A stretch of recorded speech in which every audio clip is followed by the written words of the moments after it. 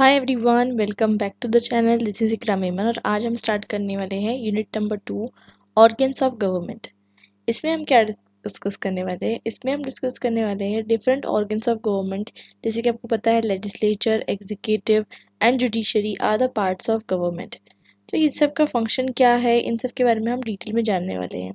क्योंकि ये सब चीज़ें आपने ऑलरेडी स्कूल टाइम में पढ़ी हुई है तो आपको पढ़ने के लिए आसानी होगी, लेकिन यहाँ पर इसे दिए जाने का मकसद ये है कि इसे हम डिटेल में पढ़ने वाले हैं। तो इस वीडियो को लास्ट तक देखिएगा। अगर आपको वीडियो अच्छा लगे तो इसे सब्सक्राइब ज़रूर करिएगा और ये बात ध्यान रखिए कि ये कंटिन्यूशन में है, ये प्लेलिस्ट का पार्ट है, तो इसके डिफरेंट पार्ट्स अपलोडेड होंगे, वो भी आपको जो है देखने पड़ेंगे ताकि आपको प्रॉपर्ली जो है वीडियो समझ में आए। शुरुआत करते हैं इस पार्ट से। देखिए, इसके कुछ टॉपिक्स है जो हम डिस्कस करने वाले हैं। मैं आपको एक बार रिकैप दे देती हूँ उस टॉपिक्स का। एक है, फर्स्ट हम इंट्रोडक्शन के बारे में पढ़ेंगे, फिर हम राज्यसभा के बारे में पढ़ेंगे, लोकसभा के बारे में पढ़ेंगे। देखिए, ये दोनों चीज़ें आपने पढ़ी होगी। दोनों के पावर्स अलग होते हैं, कंपोजिशन अलग होता है, इलेक्शन प्रोसेस अलग होता है। यही सब चीज़ें इसमें हम पढ़ने वाले हैं। वही सब हम ये वीडियो में डिस्कस करेंगे। टर्म डिस्कस करेंगे, दोनों हाउसेस के बीच का रिलेशनशिप डिस्कस करेंगे, पार्लियामेंट के सेशंस कितने होते हैं, पावर्स क्या होती है, कॉन्स्टिट्यूशन को अमेंड कैसे कर सकते हैं, ये सब देखेंगे। लेजिस्लेटिव प्रोसीजर देखेंगे, मेंबर्स के पास क्या क्या प्रिविलेजेस होती है उनके बारे में समझेंगे, पार्लियामेंट्री कमिटीज़ के बारे में समझेंगे और पार्लियामेंट पे लगाई जाने वाली रेस्ट्रिक्शंस के बारे में समझेंगे। तो बहुत ज़्यादा जो है एलैबोरेटिव आपका जो है डिस्कशन हमारा जो है होने वाला है। अब समझते हैं कि लेजिस्लेचर होता क्या है। देखिए, इन जनरली अगर मैं आपको बताऊँ तो लेजिस्लेचर गवर्नमेंट का वो हिस्सा होता है, वो ब्रांच होती है, वो पार्ट होता है, वो ऑर्गन होता है, कुछ भी आप यूज़ कर सकते हैं वर्ड, जो लॉज को बनाता है, जो लेजिस्लेट करता है। लेजिस्लेट करना मतलब लॉज को बनाना, इनेक्टमेंट ऑफ लॉज, ठीक है।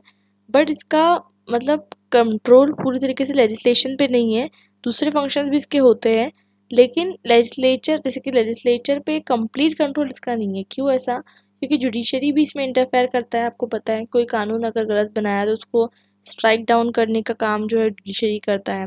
गलत बनाने का मतलब ये है कि अगर कोई कानून अनकॉन्स्टिट्यूशनल है, ठीक है, कॉन्स्टिट्यूशन के बेसिक स्पिरिट के अगेंस्ट है, तो उसके अगेंस्ट ये काम करता है। अगर हम बात करें कि हर कंट्री में एक लेजिस्लेचर होता है, ऑलमोस्ट हर कंट्री में, इंडिया में है, जापान, ब्रिटेन, पाकिस्तान, यूके, लेकिन हर कंट्री का जो लेजिस्लेचर होता है वो बहुत डिफरेंटली काम करता है, ठीक है।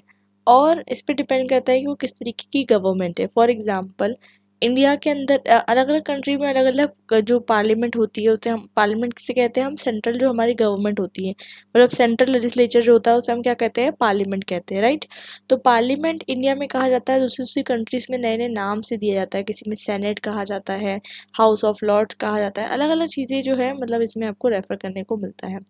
इंडिया के अंदर पर्टिकुलरली जो हमारा पार्लियामेंट है, इसमें दो चीज़ें कंपोज होती है। देखिए, एक तो प्रेसिडेंट, ठीक है, प्लस लोकसभा, ठीक है, और प्लस राज्यसभा। ये तीनों मिलके क्या बनाती है हमारी? क्या बनाती है हमारी? पार्लियामेंट।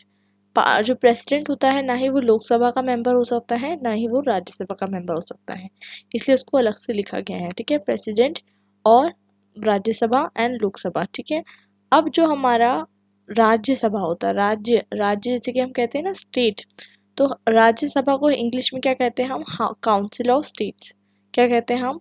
Council of states. और जो हमारा लोकसभा होता है, लोक मतलब क्या? लोग समझ लीजिए आप, LOG वाला लोग, लोग, ठीक है, मतलब normal people, house of people. तो ये हाउस ऑफ पीपल हो गया और ये हाउस ऑफ स्टेट या फिर काउंसिल ऑफ स्टेट्स हो गया, ठीक है। तो ये दो आपके पास टर्म्स देखने को मिलते हैं, लोकसभा एंड राज्यसभा। अब लोकसभा क्या है? Lower house. राज्यसभा क्या है? Upper house. इसी वजह से कन्वेंशनल है। देखिए, इसमें कोई लोअर अपर की बात नहीं है, ये सिर्फ कन्वेंशनली कहा जाता है, ठीक है, कि राज्यसभा अपर हाउस है और लोकसभा लोअर हाउस है। But there is no pre decided convention about this. Why there is no decided pre convention about this? क्योंकि ये जो लोकसभा है इसकी पावर राज्यसभा से भी ज़्यादा है।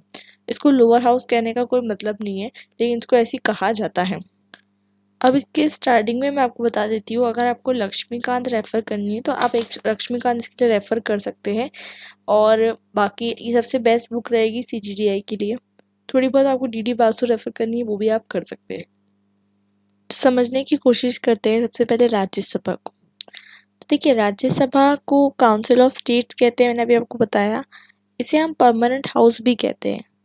इसे परमानेंट हाउस कहने के पीछे एक बहुत ही इम्पोर्टेंट रीज़न है, क्योंकि मैं आपको बताती हूँ होता क्या है कि राज्यसभा के अंदर जो मेंबर्स इलेक्ट होते हैं हर साल तकरीबन 1/3 मेंबर्स जो है रिटायर हो जाते हैं, लेकिन ये हाउस पूरी तरीके से डिसॉल्व नहीं होता है।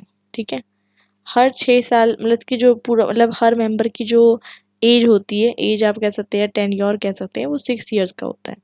तो अब इसमें क्या होता है कि 1/3 मेंबर्स रिटायर हो जाते हैं हर साल न्यू मेंबर्स इलेक्ट होते हैं, लेकिन इसका मतलब ये नहीं कि कम्प्लीटली हाउस जो है वो कभी भी डिसॉल्व हो जाएगा। ठीक है, और इसमें होते कितने मेंबर्स हैं? 250 तक की मैक्सिमम लिमिट है जितनी कॉन्स्टिट्यूशन ने तय की है। इससे कम रह सकते हैं, कोई प्रॉब्लम नहीं है, इससे ज़्यादा नहीं रह सकते। ठीक है, अब 238 जो होते हैं 250 में से ये आते हैं स्टेट और यूनियन टेरिटरी से इलेक्टेड होकर। ठीक है, उसके बाद अब देखिए इसका इलेक्शन का प्रोसेस थोड़ा अलग है, मैं आपको बताऊंगी। अब जो 12 मेंबर्स बचे ना, 238 माइनस कर दीजिए 250 में से, तो 12 members president of India nominate करते हैं, जिनके पास स्पेशल नॉलेज होती है उनको नॉमिनेट करते हैं। जैसे कि कोई लिटरेचर में बहुत एक्सपर्ट है, कोई साइंस में, कोई आर्ट में, कोई सोशल सर्विस में। अब देखिए इनका क्या योगदान है वो भी आप सोच सकते हैं। होता ये है कि ये इसलिए नॉमिनेट किया जाता है ताकि ये लोग का भी कुछ से रहे सोसाइटी में, कहते हैं ना इंटेलेक्चुअल सोसाइटी। अब इन्हें चूज़ किया जाता है, और ये जो है यूनियन टेरिटरी से मेंबर्स जो है वो किस तरीके से चूज़ किए जाएंगे ये पार्लियामेंट डिसाइड करती है। ठीक है, आई थिंक ये क्लियर हो चुका है। अब ये जो 238 मेंबर्स मैंने आपको पहले बताए थे कि चूज़ होते हैं स्टेट से, तो ये डायरेक्ट इलेक्शन के थ्रू नहीं होते हैं। मतलब हम जो मेंबर्स चूज़ करते हैं, वोटिंग करते हो आप और मैं जाकर वोटिंग करके आते हैं। ठीक है, अगर आप 18 ईयर्स के हो तो आप वोटिंग करते हो, और वोटिंग करके जब आप आते हो तो आप राज्यसभा का मेंबर डायरेक्टली नहीं चूज़ करते। आपने जो मेंबर्स चूज़ किए हैं वो लोकसभा के मेंबर्स हैं, लेजिस्लेटिव असेंबली के। ठीक है, और जो हर स्टेट की लेजिस्लेटिव असेंबली होती है उनके मेंबर्स जो होते हैं वोट करते हैं और सिलेक्ट करते हैं किसको? हमारे राज्यसभा के मेंबर्स को। अब देखिए ये जो एमएलएस होते हैं, जिसे हम कहते हैं ना MLA, member of legislative assembly, ये लोग सिलेक्ट करते हैं हमारे राज्यसभा के मेंबर को। और क्योंकि आपने सुना होगा कि इंडिया में एसिमेट्रिकल फेडरलिज्म है। एसिमेट्रिकल फेडरलिज्म क्या होता है मैं आपको समझा देती हूँ। देखिए यूएस के अंदर क्या होता है, यूएस का मैं क्यों बता रही हूँ आपको, समझिए। 50 स्टेट समझ लीजिए है, तो उसमें से हर स्टेट अपना अपना मेंबर सेलेक्ट करके भेजता है। इक्वल नंबर ऑफ मेंबर है हर स्टेट को दिए गए, चाहे स्टेट बड़ा हो या चाहे स्टेट छोटा हो। और ये से हम क्या कहते हैं कि हर स्टेट को इक्वल मेंबरशिप मिली हुई है। तो ये सिमेट्रिकल फेडरलिज्म है। इंडिया के केस में ऐसा नहीं होता है। इंडिया के केस में जितने भी स्टेट्स हैं वो हमारे क्या करते हैं, इक्वल मेंबरशिप उसमें नहीं है, उसमें पॉपुलेशन पे डिपेंडेंट है। तो कैसे पॉपुलेशन पे डिपेंडेंट है? पहले तो ये कि 5 मिलियन पॉपुलेशन होने तक के हर मिलियन पे एक बंदा जाएगा। मतलब समझ लीजिए 5 मिलियन पॉपुलेशन है तो उसके लिए 5 बंदे जाएंगे। ठीक है, इलेक्ट होकर। और अगर इसके बाद पॉपुलेशन बढ़ती है तो हर 2 मिलियन बढ़ती है जब पॉपुलेशन, तो उस पे एक बंदा जाएगा। ठीक है, तो ये इसलिए इंश्योर किया गया है ताकि स्टेट जो है अपनी पावर का गलत इस्तेमाल करके पॉपुलेशन एक्सप्लोजन वाली पॉलिसीज़ को बढ़ावा ना दे। क्यों बढ़ावा देगा? आप सोचिए, गवर्नमेंट है, गवर्नमेंट क्या चाहती है कि हम लोग आगे भी जीते, हमारी सीट्स बढ़े। तो वो लोग चाहती है कि स्टेट का जो है साइज़ बढ़ते रहे पॉपुलेशन का, ताकि हमें कहीं ना कहीं फ़ायदा मिल सके राज्यसभा में जाने का और राज्यसभा में जो है इलेक्शन करने का। तो ये चीज़ का फ़ायदा उठाने के लिए स्टेट गवर्नमेंट्स क्या कर सकती है, पॉपुलेशन बढ़ाने के लिए एजेंडास ला सकती है, जिसको प्रिवेंट करने के लिए गवर्नमेंट ने ये स्टेप जो है लिया है।